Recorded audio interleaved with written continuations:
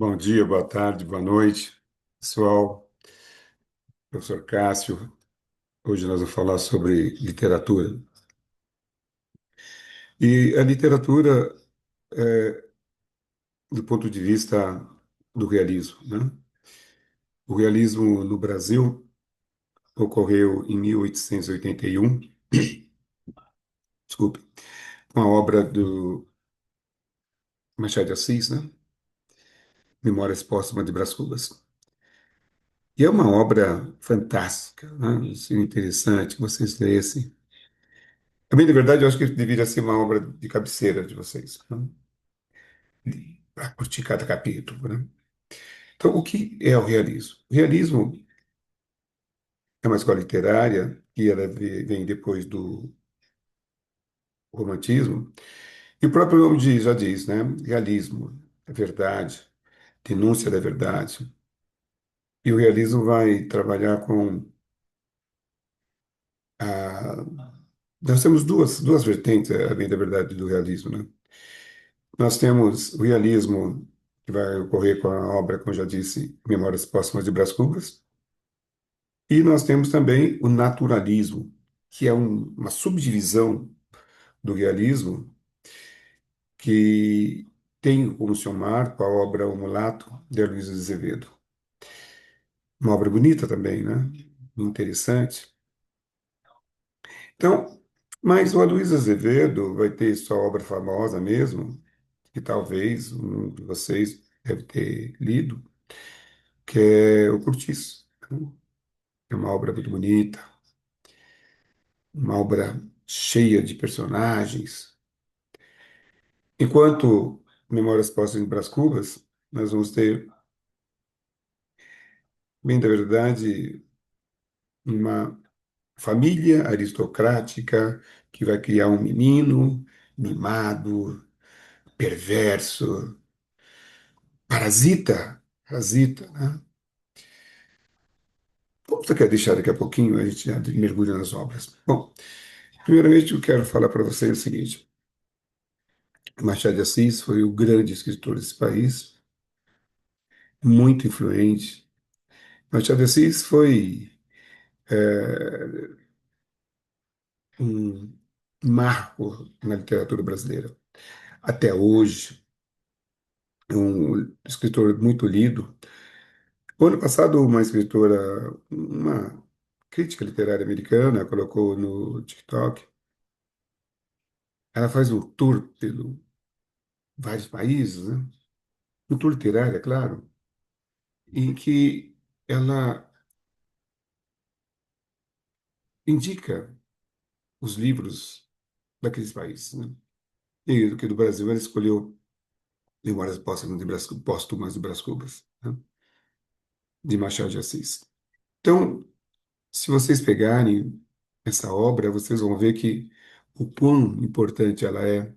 Vocês vão ver que o próprio Brás Cubas é um cara extremamente complicado, né?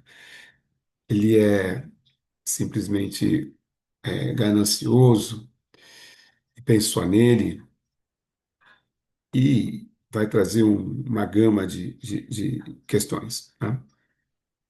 E diante disso,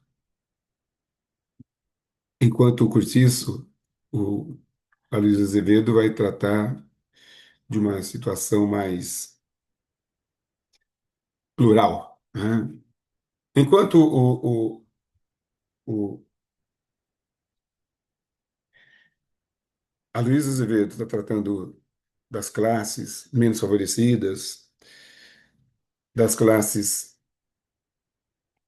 marginalizadas, o Machado de Assis vai tratar da elite, vai criticar a elite, aqueles casamentos de arranjo, aqueles maridos que não honram a promessa feita no altar, e as mulheres também, bem como as mulheres, vai criticar a ganância, vai criticar a arrogância, a, a tirania dos poderosos. E o Machado, ele é muito sutil com toda a situação. Mas, bem, na verdade, a gente pensa que são o que ele critica os outros. Não, o Machado é chato de ser lido, porque quer, ele vai tratar, ele vai cutucar a alma humana e vai fazer o seguinte: quando ele cutuca a alma humana, necessariamente alguma coisa, alguma mancada ali nós já demos. Eu digo uma coisa para você, meu querido aluno: quanto mais você vive, mais você entende Machado de Assis. Tá? Então, tem aqui o período do realismo, como eu já disse para vocês. Né? Ah, nós vamos ter o contexto histórico, o aspecto econômico, né? Isso é a Revolução Industrial, amplia a estratificação social, perdão, da sociedade e opunha a burguesia enriquecida e o proletariado oprimido. Aspecto científico, cientificismo, né? Cientificismo, tá certo, né? Isso gerou um avanço na área da ciência jamais vista com o espírito científico, e o aspecto filosófico, né? Positivismo, aí vem o positivismo do Comte, né? Baseado nas variadas áreas do conhecimento, o homem investia em valores intensamente racionais e materiais. Né? Aqui vem a crítica, né? Clara oposição ao idealismo romântico, né? Porque lá no romantismo era tudo muito bonito, tudo muito cor-de-rosa, tudo muito final feliz, tudo muito idealizado. Ninguém tinha nenhum defeito, era tudo muito perfeitinho, né? Aqui não, no realismo é vida como ela é, não tem. Se a pessoa não é uma pessoa de caráter íntegro, ele vai falar, esse cara aqui é mau caráter, né? E vai colocar Deus na ferida. Então, nós vamos ter no realismo o racionalismo, né, gerado pelo intenso pessimismo, niilismo, né? Linguagem, concisão e concisão precisa, né? É simples. São textos objetivos, muito curtos, muito bem elaborados, com palavras muito objetivas, né? Forma expressão lógica, concreta e objetiva, que eu já falei para vocês, sobre o mundo, com obsessiva busca pela perfeição formal, né? Narrador sempre terceira pessoa, onisciente, né? O que que é o narrador onisciente? Aquele que tudo sabe, tá? O terceira pessoa, sempre o narrador não participa da história, né? E a onisciência é aquele que ele sabe. E aí, nós vamos ter outra característica aqui, que é a verossimilhança na análise da sociedade e do indivíduo. Tempo, ênfase no presente, então o tempo é aquele período mesmo, momento histórico, presente, ou no passado imediato, curtinho, né? Ontem, sempre fazendo um flashback, né? Isso quer dizer, é um passado pretérito que vai exatamente desaguar no pretérito, no presente, né? Presente. É aí que eu falei para você a questão do flashback. E também característica do realismo, né? Fotografia da realidade que ela tem de mais sórdida, né? Porque não vai. Se o padre tiver um amante, vai falar, o padre, sim, aquela pessoa vai, que vai exatamente passar por cima da outra, não importa o preço. E se ele tiver que exatamente vender a filha, e vai vender a filha. Gente, quantas pessoas que por dinheiro até aceitou a leiloar a própria mulher, não é isso? Tem aqui essa característica, tá? O, há uma verdade, é, uma verdadeira dissecação da realidade, né? Que é a coletiva e a individual. Lembra que eu falei para ser coletiva? A coletiva é lá, como nós vimos no Curtis, na individual, Memórias Póstumas de Brás Cubas, tá? É isso aqui. O descritivismo, né? E aqui tem o Machadão, né? Ei, Machado de Assis, oh, meu pai do céu, que obra maravilhosa. Todos aqui. Com, tem um continho dele, preciso que você vai gostar. Aqui. Então, nós temos contos fluminenses, histórias da meia-noite e papéis avulsos, né? São tudo contos. Tá bem? Continuando, né? Os principais contos, história sem data, várias histórias, né? Isso, e páginas recolhidas. Olha quanta coisa esse cara escreveu.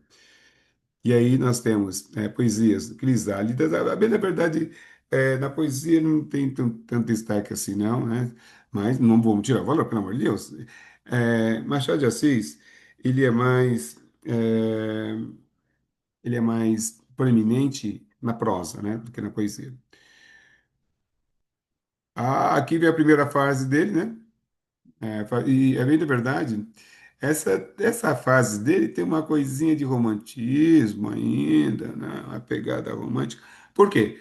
Porque ele era admirador de José de Alencar, ele lia muito José de Alencar. E José de Alencar foi o principal autor, nós já vimos, do romantismo, né? Então nós temos Ressurreição, A Mão e a Luva, tudo isso aqui eu tenho aqui embaixo, né? Helena, a Yaya Garcia, né? São todas obras dele. Agora vem o filé. Aqui, gente, essas obras dele é chamada de obra de maturidade. Aqui é o realismo puro. Memórias Póstumas de Brás Cubas, não é isso? Quincas Borba, não é isso? E Dom Casmurro. Bom, ah, eu quero só fazer dar uma palhinha aqui para vocês aqui, só para falar, olha, o cara fica dando spoiler. Não, né? Só para ver se você se anima ali. Meu lindo, minha linda. Tá vendo que aqui o personagem Brás Cubas está no caixão? Genialidade. O Brás Cubas vai fazer uma reminiscência, vai narrar a história dele depois de morto, né? Por isso que tem esse caixão aqui. Por que depois de morto? Porque não tem vaidade, morto não tem mais compromisso com nada, né? Não tá. Nós somos muito vaidosos, né? Nós ficamos pensando que as pessoas vão falar, tá? Até porque nós precisamos da aprovação dos outros, né? Nem falar. Sobretudo hoje com as redes sociais, né? Se você postar alguma coisa, e ninguém der um like, falando, você vai morrer de tédio, né? Nós vamos morrer de tédio. Mas, pô, eu curto todo mundo, ninguém mandou um coraçãozinho para mim. E ele morto ou não morto, ele está andando e andando pelo que as pessoas estão pensando, se é que vocês me entenderam, né? Machado de Assis também tem Quincas Borba, maravilhoso. Só para vocês imaginarem, esse Quincas Borba não está em Quincas Borba, a história de Quincas Borba. A história de Quincas Borba está em Memórias Póstumas de Brás Cubas. Tanto é que ele fala assim: se por acaso me fizesse o favor de ler Memórias Póstumas de Brás Cubas, Quincas Borba é aquele inominável personagem e tal. É bem, na verdade, Quincas Borba vai contar a história de Rubião. E Quincas Borba, esse que está falando aqui, está andando com o cachorro, por que tem um cachorro? Simples. Porque ele colocou o cachorro, o nome dele de Quincas Borba no cachorro. Então o cachorro também chama-se Quincas Borba. E por quê? Para ele ficasse perpetuado. Depois da morte dele, alguém quer falar o nome dele. E a obra que até hoje é polêmica, se Capitu traiu o marido ou não traiu o marido, né? Está aqui Dom Casmurro, a história de Bentinho. Tanto é que tem lá, né? Tem o falecido, né? Ezequiel, tá lá, né?